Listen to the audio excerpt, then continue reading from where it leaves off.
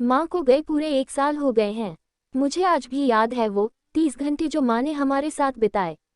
मैं आज भी वो 30 घंटे की एक एक मिनट की घटना मेरे आंखों के सामने साफ साफ तैरती रहती है। नवंबर का महीना था, हर थर की शुरुआत हो चुकी थी। शाम के 5 बज रहे थे। रोज की तरह ट्यूशन से घर लौटी थी, पर माँ घर में नहीं थी। माँ घर के सामान लाने गई है, जो उनका रोज काम होते हैं। बाहर जाकर घर का सामान लाना, मैं पापा के लिए नाश्ता बनाने किचन में गई तो देखा आ चुकी है और चूल्हे पर चाय भी रख दिया है। मैंने भी कहा, अरे माँ आपने क्यों बना, मैं तो आने ही वाली, बोलते हुए माँ के कंधे पर हाथ रखा। लेकिन माँ ने खुद को हटा लिया। मुझे थोड़ा अजीब लगा। फिर मैंने सोचा शायद माँ भी किसी बात से नाराज होगी। मैंने पूछा, भी आप क्यों नाराज हो? एक बार नहीं कई बार पूछा, लेकिन माँ ने कोई जवाब ही नहीं दिया। वह चुपचाप अपना काम करती। दादी के पास गई, उनसे भी माँ की नाराजगी का कारण पूछा, लेकिन उन्हें भी कुछ पता नहीं था। मैंने सीधा मोनू मेरा छोटा भाई उसने ही किया होगा, मोनू के कमरे में जाने लगी। तभी फिर से मेरी माँ पर नजर पड़ी। काम कर रही थी और बार बार घड़ी देख रही थी, जैसे किसी का इंतजार कर रही हो। अजीब सी घड़ी थी। मुझे लगा शायद भी पापा का इनकार कर रही होगी, उनके साथ जरूर कोई आने वाला होगा। वैसे भी पापा की आदत है किसी कभी घर पर खाने के लिए। और मैंने मोनू से भी पूछा, नौटकी ने कसम खाकर ही कह दिया, मैंने कुछ नहीं किया दीदी। फिर मुझे लगा अब जो भी हो पापा के आने के बाद ही पता चलेगा। बैठ गए पढ़ने। पढ़ाई पूरी होने के बाद मैंने भी सोचा माँ की कुछ मदद कर देगी। सो देखा माँ ने सारा खाना बना लिया था और किचन को व्यवस्थित कर रही थी। मैंने देखा कर बात की, तभी कॉल बेल बजी और माँ चौंक गई और फिर अगली पर उसकी नज़र टिक गई। मुझे कुछ अटपटा सा लगा। मम्मी को छोड़ने दरवाजा आए थे, लेकिन कोई भी पापा आ गए पर उनके साथ नहीं था। मैं समझ गई, हुनाहुमी पापा के बीच कुछ अनबन हुई। मैंने सोचा कि बीच की बात है, सुलह हो जाएगी। वैसे भी इन लोगों के बीच की लड़ाई नहीं चलती है ज्यादा दिन। 11 बज चुके थे। अपने अपने कमरे में सोने चले गए। मोबाइल चार्जर लेने रूम में गई तो देखो हम सभी के कपड़े के ढेर लगा कर धो रही थी। मुझे फिर कुछ अजीब लगा कि ऐसी कौन सी लाई हुई है जो माँ खुद को काम में उलझा रही है। सोने भी नहीं गई, अपने कमरे में शाम से देख रही हूँ काम ही काम किए जा रही है। एक बार माँ से बात करूँ, फिर दूसरे ही पल सोचा रहने देती हूँ उनको अपने तरीके में, लेकिन फिर भी मन नहीं माना और मैं माँ से बात करने गई। माँ इतनी रात को क्यों कपड़े धो रही हो? ठंड का समय है, आपको ठंड लग जाएगी, मैंने कहा। लेकिन माँ ने फिर कुछ नहीं जवाब दिया। मैं बार बार बोली, लेकिन कोई जवाब नहीं मिला। परेशान होकर मैं सोने चली गई, लेकिन नींद नहीं आ रही थी। मन तो माँ पर ही अटका था। नींद कब आ गई पता ही नहीं चला। मेरी नींद खुली, देखा तो 3 बज रहे थे। मैं टॉयलेट के लिए उठी तो देखा कि किचन में नमकीन बना रही थी, तो मेरा गुस्सा फूट पड़ा। क्या हो गया है आपको इतनी रात में, आप क्या कर रही है? आप ऐसे नहीं मनंगी, मैं पापा को बताती हूँ। मेरी आवाज़ से दादी भी किचन में चली आई। देखिए माँ को इतनी रात में क्या कर रही, मैंने झलाते हुए कहा। क्या हुआ दुल्हन, क्या बात है? कोई बात है तो बताओ, दादी ने माँ से प्यार से पूछा। दादी की आवाज़ सुनकर हल्के से दादी की तरफ मुड़कर देखा। मैं मम्मी की ओर बढ़ने लगी। दादी ने पकड़ लिया और कहा, करने दे उसे जो बना रही है। और दादी ने मुझे किचन से बाहर लाओ, अपने कमरे में जाने को कहा। मैं अपने कमरे में चली तो आई, लेकिन मन माँ के पास ही लगा रहा। सुबह के 5 बजे अचानक मेरी देर रात सोने के कारण देर से नींद भी खुली। मैंने फैसला लिया था कॉलेज नहीं जाऊंगी, घर पर माँ के पास होकर माँ साथ रहूंगी। मेरी नज़ारें माँ को ढूंढने लगी। माँ अब भी काम में लगी हुई थी, वैसे ही काम कल से कुछ ही काम में लगी हुई थी। अब तो मुझे यकीन हो गया था पापा ने ही कुछ कहा होगा। पापा माँ को कहते थे कि तुम ही घर का काम भी नहीं आता है, तुमको ठीक से लगता। इन्हीं को माँ ने मन से लगा लिया था। सुबह 10 बजे फेस और मोनू स्कूल जाके थे। नाश्ता करके मैं पढ़ने के लिए बैठने ही जा रही थी कि सोच एक बार माँ को देख लूं।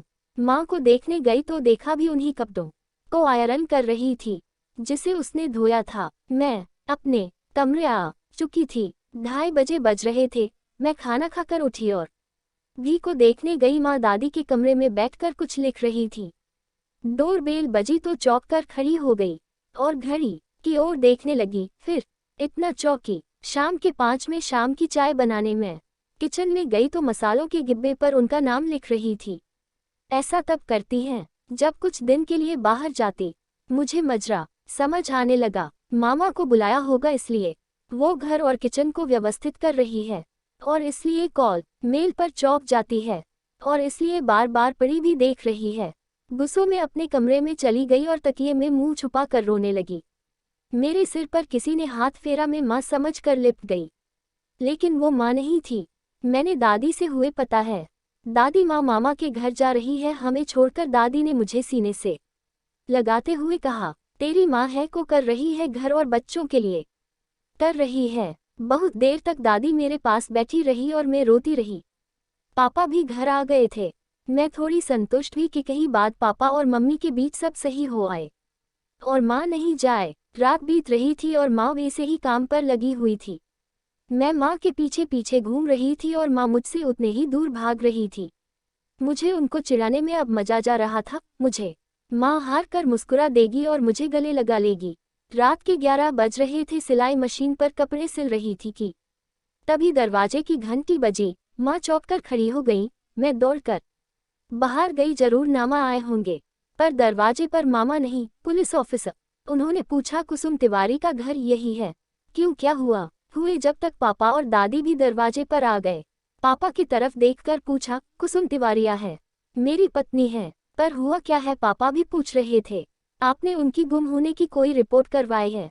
ऑफिसर ने पूछा। जी बिल्कुल नहीं, कोई रिपोर्ट नहीं करवाई है और करवाना भी। इस फोटो को पहचानिए, पापा की बात बीच में ही काटते हुए ने कहा। फोटो देखते ही पापा की आंखें चौड़ी हो गई। मैंने लपक कर पापा के साथ फोटो से लिया। एक महिला के शव का फोटो, मां की जैसी साड़ी में लिपटी हुई। आपकी पत्नी यानी तिवारी का कल एक्सीडेंट हो गई है। उनके पास में ये मिला। हमने बैंक की न कोई पहचान पत्र था और न ही कोई मोबाइल। इस जमाने में भी कोई इनके बिना घर से निकलता है। एक रसीद मिला, साड़ी वाले से आपके घर का पता मिला। आप हमारे साथ, हम आपको बदीसो। पुलिस ने पापा से कहा। हम तीनों को कुछ समझ नहीं आ रहा था। माँ ने भी यही साड़ी पहन रखी थी जो उससे लिपटी हुई थी। माँ की तरफ बढ़ी और माँ किचन की तरफ होगी कि माँ वहाँ नहीं थी, कहीं भी नहीं थी। एक कमरे में तेज रोशनी हुई और वो बेहोश हो गई। जब होश आया तो दादी मेरे बगल में बैठी हुई थी। दादी के गले लग, दादी माँ हमारे साथ कल शाम से। दौड़कर किचन में गई। कोई नहीं था, कहीं नमकीन नहीं हुए थे। हमारे कपड़े वैसे ही बाथरूम में गंदे पड़े थे। फिर मैं दादी के कमरे में गई, उसको ने, लेकिन उसके पत्रे कोरे कुछ भी नहीं लिखा पाए। मशीन भी यूं ही पड़ी थी। मुझे विश्वास ही नहीं हो रहा था। मैं घर के हर कोने में माँ को ढूंढ रही थी। मी चिल्ला रही थी। दादी पकड़ के सीने से लगाते हुए कहा, जा चुकी है तेरी माँ, जा चुकी है। एक पवित्र आत्मा थी, अपने बच्चों के, अपने घर के अधूरी जिम्मेदारी को पूरी करने आई। माता है, उसे मोक्ष मिल जाएगा। नहीं सो भटकती रहती तुम लोगों के। बोल बोलते दादी भी फूट फूट कर रोने लगी। दादी ने कहा, यह माँ थी, तुम लोग से इस घर से मोह नहीं छोड़ पा रही थी, उसे लेकर आई। दादी आपको पता था? क्यों नहीं, बल्कि माँ की। दादी ने कुछ नहीं बोला। इतना बोला, तुमने कुछ अलग महसूस किया होगा, जरूर किया होगा। दादी के जाने के बाद मैं माँ के साथ बिताए 30 घंटे को टोटलने लगी। मुझे याद आया अभी का सारे दिन शॉल ओढ़कर रहना, खुद को छूने नहीं देना, दिन भर एक ही गाना गुनगुनाना। अजीब दास्तां है ये, कहाँ शुरू कहाँ खत्म। और उसके आसपास बेली के फूलों जैसी खुशबू। और तो मैं जब किचन में जाती माँ के साथ दादी होती। खाना सब दादी बनाती थी।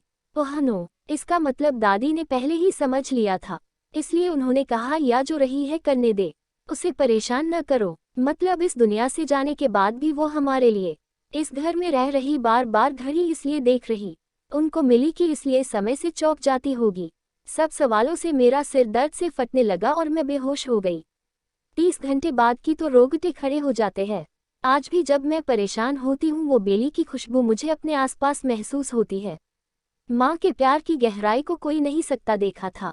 जब आपको लेकर घर में फूलों से सजाया था, तुम अभी भी मुझे अपने आसपास ही दिखती हो। दोस्तों, कहानी पूरा सुनने के लिए आपका बहुत बहुत धन्यवाद। प्लीज़ मेरे चैनल को सपोर्ट करने के लिए सब्सक्राइब करें और अच्छी लगे तो लाइक शेयर करना ना भूलें।